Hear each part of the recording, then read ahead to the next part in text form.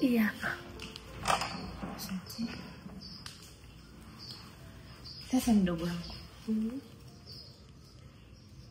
Ukifika tu umeingia kwenye ndoa, inatakiwa ujue kabisa unaingia kwenye vita. Hivyo ufunge mkanda kwa ajili ya kupambana na vita hivyo. Maana kila siku matukio mapya yanazuka. Yaani dada, mimi nipo tayari kwa lolote. Lakini kiukweli siwezi kumvumilia mwanaume malaya.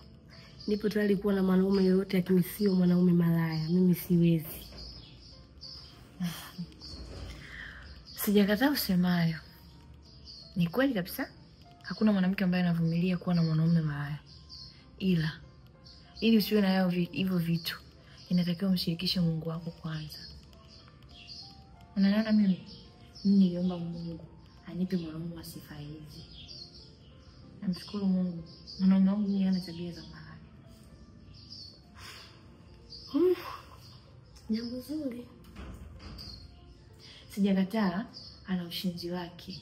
Ila tabia ya kutamani mwanamke mwingine tofauti na mimi hakuna kabisa kiupande wake. Sawa dada.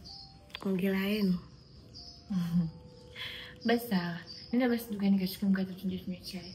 Au uende au hauna? Nisiona dada asubuhi yote ina njaa vibaya. Kanunue basi. Ela. Kaambia kaka akupe. Sina hela.